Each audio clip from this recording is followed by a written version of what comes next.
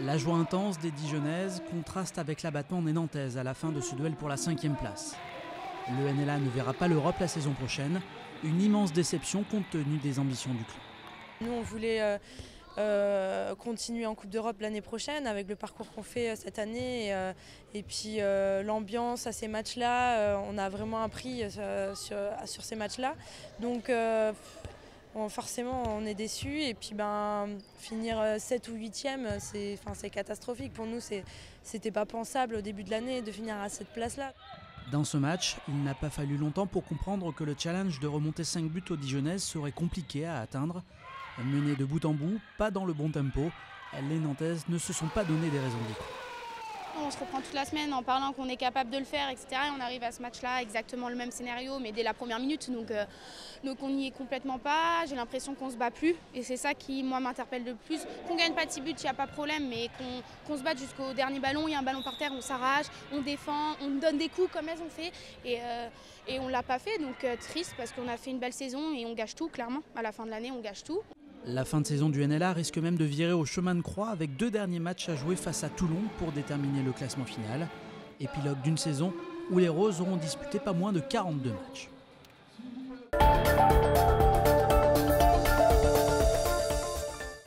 « 80 km/h en moins de 2 secondes. Sur le circuit, ce sont de vrais bolides qui concourent et leurs conducteurs de vrais professionnels. Réunis en écurie de course, ils ont créé leur voiture de A à Z. C'est moi qui ai réalisé la voiture sur le logiciel CATIA.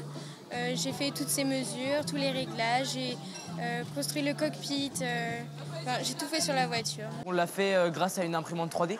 On a commencé par faire des esquisses à la main et le mettre sur le logiciel CATIA pour enfin donner nos roues finales.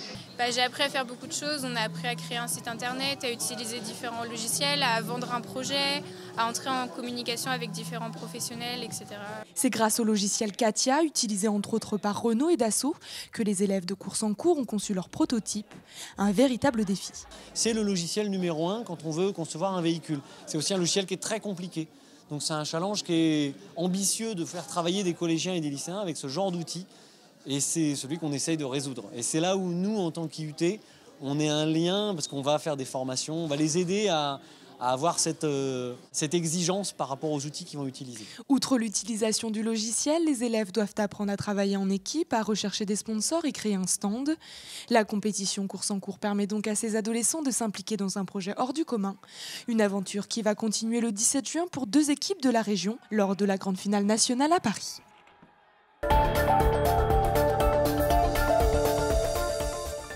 Pour ces collégiens, l'expérience est à la fois simple et très parlante. Vas-y, tac. Elle est excellente.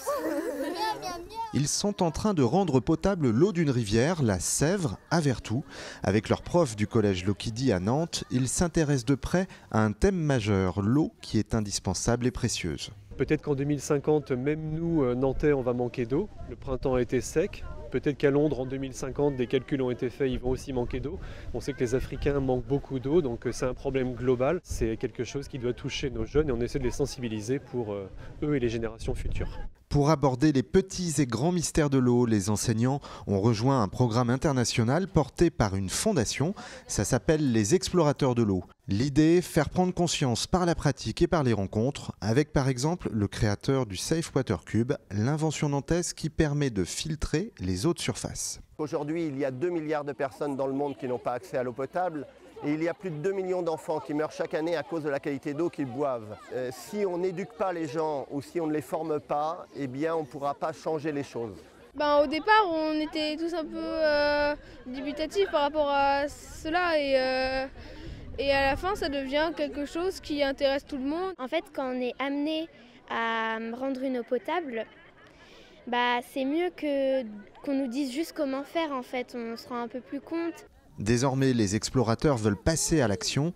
Le 29 mai, ils organisent un événement festif au collège du Lokidi pour récolter des fonds. Leur ambition, aider concrètement des populations qui n'ont pas encore accès à l'eau potable.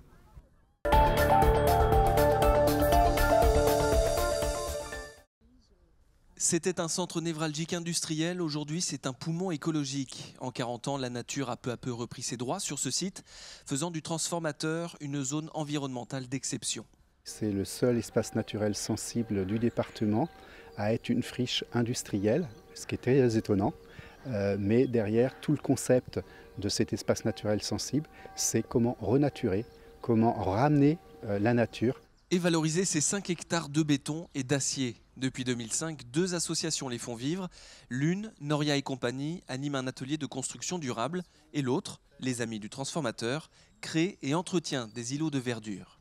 La philosophie de l'association, c'est utiliser les ressources que l'on a sur le site pour transformer le site sur lui-même avec les ressources qu'il a. Sur cette expérience, c'était démontrer que les arbres peuvent se développer, à condition bien sûr de choisir des essences qui sont adaptées au sol, qui sont assez dynamiques dans un sol qui est peu adéquat, a priori au développement de la végétation. Pendant 5 ans, ces activités vont donc être soutenues financièrement et matériellement par le conseil départemental, avec en ligne de mire une ouverture au public et l'organisation sur place d'événements culturels.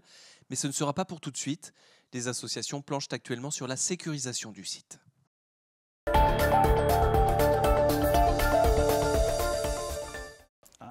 C'est comme un rituel. Chez les Klein, le quotidien est rythmé par la préparation des sacs pour l'entraînement. Manchmal 2, oft 1, aber wir haben auch Video, wir haben viele Reisen. Wir haben hier unsere Tasche, die wir selber packen. Ich hatte in Deutschland meine Tasche, die ich selber packe, mit allen Sachen zu Hause. Daher ist das sehr ähnlich. Pour leur première expérience à l'étranger, les 2 internationaux allemands ont vite réussi à s'adapter à un nouveau championnat qui semble répondre à leurs ambitions. Tous les joueuses, ou joueurs aussi, je pense, individuels, ils sont très très forts. En Allemagne, c'est plus l'équipe, c'est plus les combinaisons et choses comme ça. Das war so ein bisschen eine Abenteuerreise. Aber in dieser Halle spielen zu können mit dieser Mannschaft, die so viel Erfahrung hat, das hat richtig Spaß gemacht. Das Niveau immer wieder steigt. Es kommen viele Spieler nach Frankreich, die auf hohem Niveau spielen können. Mis à part quelques bobos, le couple a vécu une saison pleine, que ce soit en championnat ou en Coupe d'Europe. Leurs atouts, selon leurs entraîneurs, la polyvalence et l'expérience. Il enchaîne les matchs, il enchaîne des temps de jeu relativement importants. J'avais vraiment une crainte à ce niveau-là et Dominique arrive à bien se gérer aussi. Il est très professionnel à ce niveau-là, au niveau de son corps. Elle est polyvalente, elle peut jouer arrière, elle peut défendre 3-2, elle défend une attaque. Pour une gauchère, c'est pas si évident que ça. Donc voilà, donc l'importance, elle est sur le terrain comme en dehors du terrain. Heureux en France, les Klein envisagent même de finir leur carrière dans la Cité des Ducs, d'autant que la relève semble déjà assurée.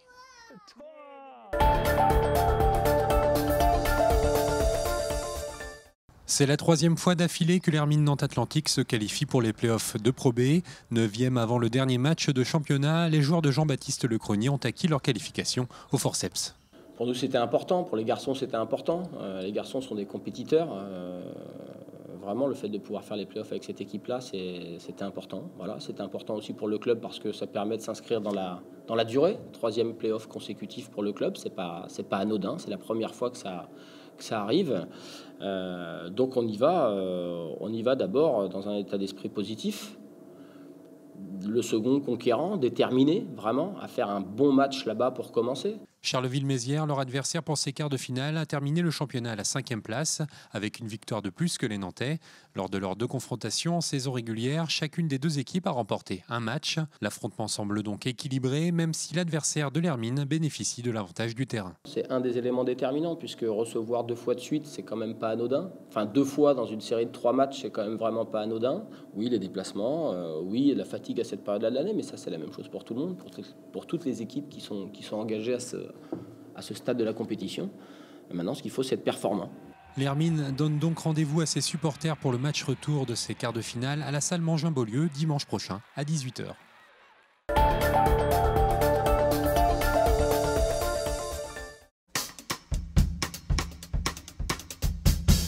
Parce que c'est là que tout le monde passe. On a cette volonté de toucher tout le monde sans agressivité. On est un peu dans le vide en ce moment. Bon. Et ces artistes le traduisent en créant des paradis perdus. Sur la place Royale, pour moi, c'est ça. C'est un paradis perdu avec des palmiers, mais des palmiers qui sont engoncés dans du béton. Et on retrouve chez Boris Chauvelon, sur la place du Bouffay, cette idée de la fête finie, avec cette grande roue qui pourrait être une roue de foire, bon. Mais elle ne fonctionne plus. Elle a perdu la moitié de sa roue. On a tout mis là-dessus, parce que c'est quand même une installation incroyable. Il fait 50 mètres. 50 mètres de long. Donc quand on le prend en haut d'une tour du château, vers la rue Prémion, bon, on ne sait pas où on va aller, on ne sait pas où ça va aboutir. Et on va jusque dans les douves. Alors les résultats quand même, ils sont aujourd'hui très probants, puisque de 2012 à 2016, hein, on a fait une enquête sur cette période-là, on a fait progresser de 50% les nuitées. Et cette progression, elle nous amène chaque année des retombées économiques très importantes, de l'ordre de 55 millions d'euros.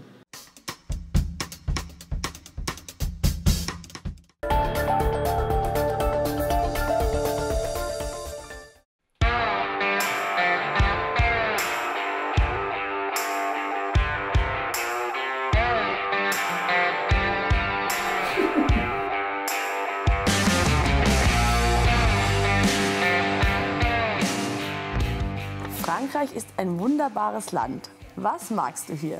Daher bewundere ich Frankreich dafür, dass sie einen Tagesablauf haben, wo man sich Zeit nimmt fürs Essen mit ab und zu schon mal einen Rotwein mittags um 2.